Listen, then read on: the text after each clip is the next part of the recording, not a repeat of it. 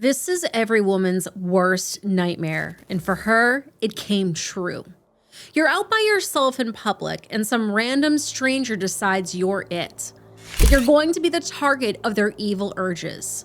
And what's worse, over 60 witnesses saw that you were being taken, including law enforcement, and nobody did anything about it.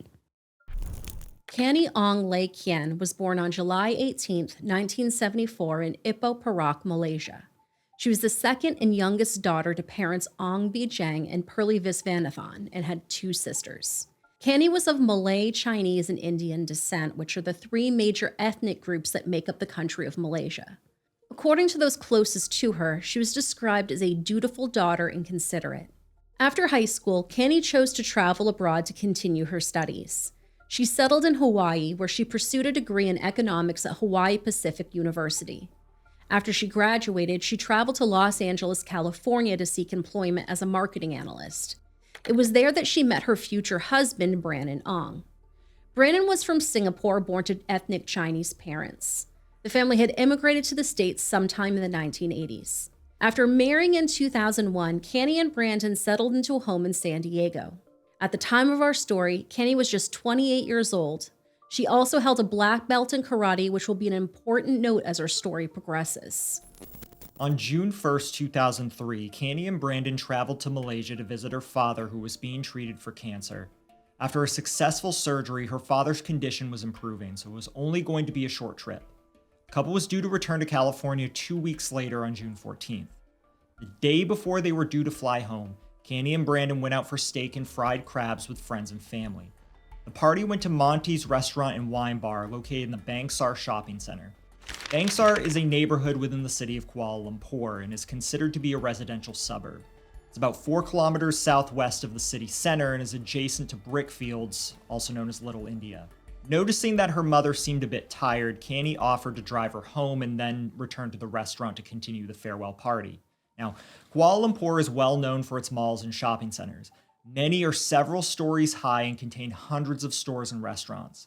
To accommodate parking, oftentimes the garages are located underground. This was the case for this particular shopping center. Rather than have her tired mother make the trip down to the lower levels, she and one of Canny's sisters waited at the auto pay machine while Canny retrieved the car, a purple Proton Tiara. However, Canny never returned. Before we get into what happened to Canny, we need to first talk about Ahmad Najib bin Aris. Ahmad was born in 1976 in Muar, Malaysia, and was the second of 4 siblings. He was described as a man of good character and responsible in his work. Muar is a town situated on the Strait of Malacca. For reference, it's about 2.5 hours drive south from where our story took place. According to reports, Ahmad dropped out of high school so that he could work to support his family. In 1998, he made the journey north to Kuala Lumpur to look for work. He settled into the residential neighborhood of Pantai Dalam and later married and had 2 children. In 2000, he took a job as an airplane cabin cleaner for Malaysia Airlines. But on June 13, 2003, Ahmad wasn't at work. He was in the parking garage of the Bangsar Shopping Center. Canny's mother and sister started to worry when 20 minutes went by and she had not returned with the car. They called her cell phone twice. The first call was not answered and the second went straight to voicemail. Concerned, the pair ventured down into the parking garage only to find that Canny's car was missing. After pleading with the security guards, Canny's family and friends viewed the security footage that would confirm their worst nightmares. Canny had been carjacked by an unknown man. That man was Ahmad Najib bin Aris. Some reports even indicated that the footage captured the car crashing through the garage's security barrier. It took over an hour for a police report to be filed on her behalf. Around midnight, police actually located Canny's purple Proton in the Kelana Jaya neighborhood. This would have been approximately an 18-minute drive southwest into the neighboring city of Petaling Jaya. Upon approaching the car, they noticed that Ahmad and Canny were inside. Lance Corporal Subramaniam Ravichandran asked for their IDs, which they provided to them. When asked to step out of the car, Ahmad refused and stopped Canny from doing so. Lance Corporal Ravichandran would later report that Canny was making strange gestures at him, but he couldn't understand what she meant by them. He later realized that she was gesturing for help. Rather than comply with the officer, Ahmad fled with Canny still inside, and a chase ensued. Shots were fired, but unfortunately the officer soon lost sight of the purple proton. However, Lance Corporal Ravi Chandran still was in possession of both of their IDs, which would prove to be a pivotal clue as this case unfolded. This wasn't the last time that Canny and her kidnapper were spotted. One of the bullets had struck a tire, and Ahmad stopped along Jalan Sungai Way to change it. At this point, they had made it about 8.2 kilometers away from the traffic stop. Witness Amina Ishaq and her brother-in-law stopped to offer assistance, and Ahmad borrowed their jack to remove the blown-out tire. During this time, Canny began gesturing to Amina for help just like she had done prior with the officer. Knowing something wasn't quite right, Amina jotted down the Proton's plate number WFN 6871 just before Ahmad drove off again. Along with her brother-in-law, she reported the incident to the police at the Subang Jaya police station. Between 1 and 5 a.m., Ahmad parked Canny's car under a bridge on Jalan Kalang Lama in Kuala Lumpur. At this point, Ahmad backtracked about 14.4 kilometers. There, he violently essayed the young woman inside of her car and stabbed her twice with a knife, killing her. Ahmad then stashed Canny's body in a narrow hole on the side of the highway. Some reports have described this hole as a sewer or drainage pipe. He then closed off the hole with 2 large tires containing cement. It's unclear where the tires came from, but it's been reported that the bridge was an active construction site. After abandoning the purple Proton, Ahmad fled in a taxi. He would later return to the site in an attempt to destroy the evidence of his crimes. According to reports, Ahmad purchased petrol, poured it down the sewer pipe containing Canny's body, and lit it ablaze. What Ahmad didn't know is that hours prior, the attack was witnessed by a van driver named Azizan Ismail. The driver mistakenly believed that Ahmad and Canny were just 2 young lovers having sex and chose not to intervene. However, after Ahmad abandoned the vehicle, Azizan decided to burglarize it. He stole Canny's cell phone and later sold it, which led to him and 2 of his friends being arrested after police traced the signal. Azizan would later become one of 69 witnesses that testified against Ahmad. Now, you might be thinking, how could this be? How could there be so many witnesses in such a short period of time? Well, this all has to do with the layout of Kuala Lumpur and Petaling Jaya and the route that Ahmad chose to take to evade police. For those who are unaware, although Ahmad made stops in different residential suburbs, these areas are still extremely urban and have high traffic. They are not little villages. What would normally be a 5-minute drive could take an hour depending on the time of day. So if there was a shootout and a chase, there would absolutely be witnesses. On June 17, 2003, Canny's remains were discovered by a construction site manager who had come to work on the bridge. According to reports, she had a cloth tied around her neck, her hands were crossed over her chest, and her legs were dangling from the pipe. Police quickly found Canny's Proton abandoned nearby, and her body was taken to a lab for forensic testing and identification by her friends and family members. Yes, you did hear that correctly. Canny's friends and family had to identify her body in the state that it was in. She had been killed 3 days prior, partially burned and stuffed into a pipe in the Malaysian summer heat, which can have temperatures over 90 degrees Fahrenheit and humidity averaging 80%. According to her friend Nurul, I recognized the jeans on the body, the jeans Canny was wearing on that night. She had borrowed them from me. At autopsy, it was found that the stab wounds didn't actually kill Canny. She had been strangled to death, presumably with the cloth that was found around her neck. In addition, the presence of male DNA was also observed on her body. After reviewing the overwhelming evidence, including CCTV footage from the parking garage, the 2 IDs that were left behind at the traffic stop, eyewitness accounts, and the male DNA sample, police decided it was time to make an arrest. Ahmad was taken into custody on June 20th, where he was charged with the murder and SA of Canny Ong. He made a full confession, even taking the police on a full tour of where his crimes took place. According to Ahmad, this wasn't a crime of opportunity, but rather a case of mistaken identity. He had traveled to the Bangsar shopping center with the full intention of seeking revenge on his former employer, who apparently looked a lot like Canny. He only realized his mistake after Lance Corporal Ravi Chandran took their IDs. But rather than let this poor woman go, he decided to carry on with his wicked plan. When word of the crimes made it to the public, all of Malaysia was shocked. Furthermore, the police investigation, and in particular the DNA evidence that they found, linked Ahmad to at least 4 prior SA cases that took place in parking garages. Canny was by no means his first victim. However, the police were not able to charge him with these crimes as many of the victims were married and didn't want their names associated with not only the crimes against them, but an active murder case. One point that I want to make abundantly clear to everyone out there is that Malaysia isn't some sort of hellscape that's dangerous for travelers. When we discuss stories that occur outside of the West, such as when we covered the cases of Jyoti Singh and Dr. Priyanka Reddy, general safety as a whole tends to be a common topic that is brought up in our comments section. Well, we're here to tell you that despite the horrible case that we just outlined for you, Malaysia is an amazing country full of kind people. Their murder rate is 0.72 per 100,000 people, which is one of the lower rates in the world.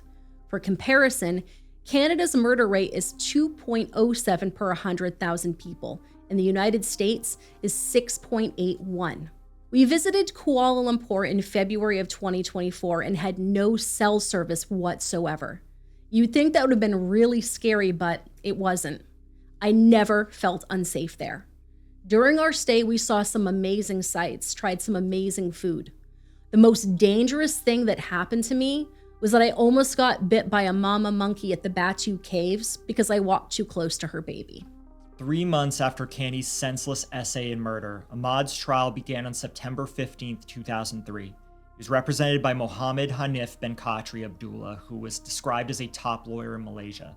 Now, they don't mess around with serious crimes there, as no parole is considered for crimes as heinous as these. In fact, under Section 302 of the Malaysian Penal Code, if found guilty of murder alone, the mandatory sentence is death. Despite the overwhelming evidence against him, Ahmad pled not guilty and claimed that the police tortured him in order to get a false confession out of him. However, the magistrate that was present the day that Ahmad confessed testified that he seemed relaxed, showed no signs of physical manhandling, and made the confession without a lawyer present of his own volition. Aside from the voluntary confession, DNA findings were also entered into evidence. This not only included the male DNA found on Canny's body, but traces of Canny's DNA that were found on the clothes Ahmad was wearing at the time of the kidnapping.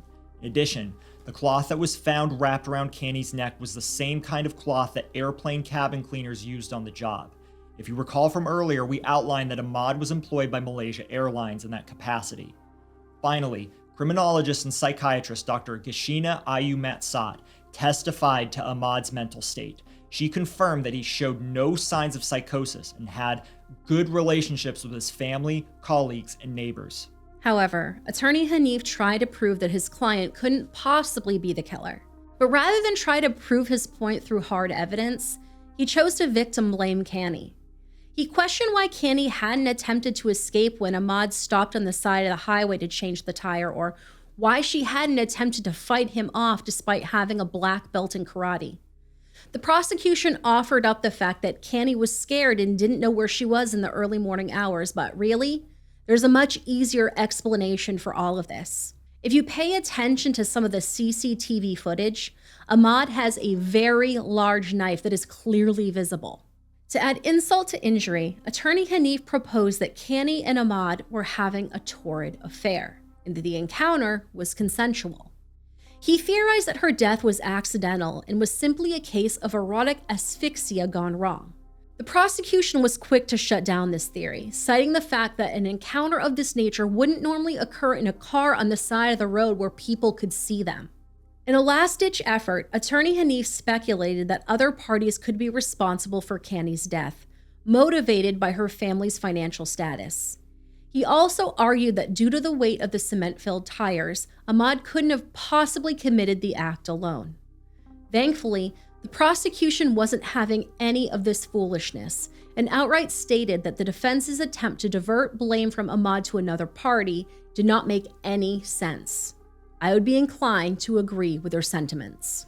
The trial, which was supposed to last 10 days, ended up going for 52 days.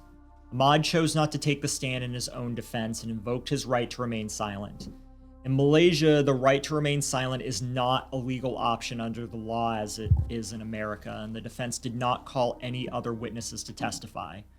According to the prosecution, if their case was left unopposed, then Ahmad, ought to be found guilty of the charges he was tried for in court.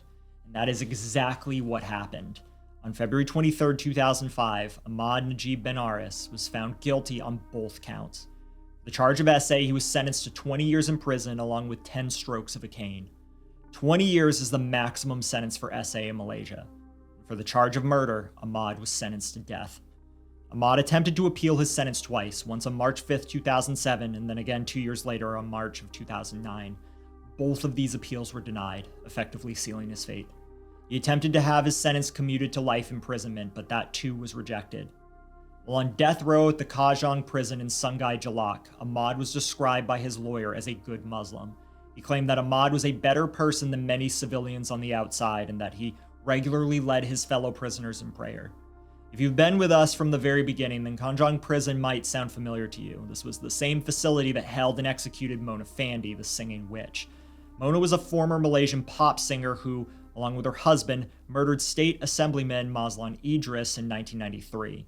After a failed music career, Mona turned to witchcraft and attracted many high-profile clients. Honestly, Mona should have just stuck to sing. She really wasn't that bad at it.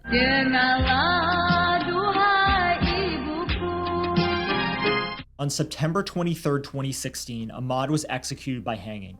13 years had passed since Canny Ong's murder.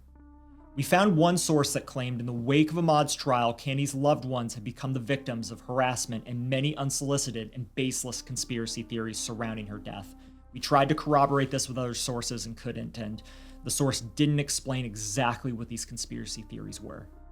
Following his execution, Ahmad's body was returned to his family and later buried at the Sungai Kantan Muslim cemetery. Canny Ong's murderer has been hanged to death on Friday. Ahmad Najib Aris was executed at Kajang prison for murdering Canny Ong Lay Kian about 13 years ago. His body has been laid to rest at the Muslim cemetery behind Kajang Hospital. Ahmad Najib was charged for abducting 28-year-old Canny from a shopping mall underground parking on June 13, 2003. The court also heard that Ahmad Najib and killed Canny between 1 and 5 in the morning on June 14 at Batu 7 Old Klang Road, Petaling Jaya, then dumped her body into a manhole and set it on fire. On February 23, 2005, he was convicted of rape and murder, punishable by death by the Shah Alam High Court. Ahmad Najib lost his final appeal against his conviction on October 21, 2009. The federal court unanimously decided to uphold his death sentence, saying that the court was satisfied there was circumstantial evidence and evidence in its entirety to come to the conclusion that it was Ahmad Najib and no one else who was responsible for what happened to Canny that night. Ahmad Najib also failed to revoke the hanging to death decision by the Shah Alam High Court, Court of Appeal and Federal Court. Other than the death sentence, the courts also retained a maximum 20 years of imprisonment and 10 lashes for rape the victim. A source says Ahmad Najib's family members just found out about his execution from the prison personnel and his mother could not have a last meet with her son as he is bedridden. Ahmad Najib's defense attorney Muhammad Hanif Qatari Abdullah told reporters that it is not an obligation for the prison personnel to inform lawyers about the execution as the case proceedings had been concluded. Canny's case became the subject of a true crime documentary that included reenactments, as well as narration of case facts in the court proceedings. Canny's family and friends, as well as many of the police officers and legal representatives involved with the case were interviewed. In addition, Canny was featured in Australian author Liz Porter's book, Crime Scene Asia, When Forensic Evidence Becomes the Silent Witness, along with 16 other victims from Singapore, Malaysia, Hong Kong, and among others. Canny Ong's funeral was held on June 27, 2003 at St. Francis Xavier Church. We were unable to find an exact location of the church in her obituary, but there is a Catholic church of the same name in Petaling Jaya. Over 500 mourners came to pay their respects to the young woman, including family, friends, and politicians. A second memorial was held for her on July 19th at Balboa Park in San Diego. She'll forever be remembered as a vibrant, intelligent young woman who brought joy into the lives of everyone she met, who was stolen from her family and friends by a senseless act of violence.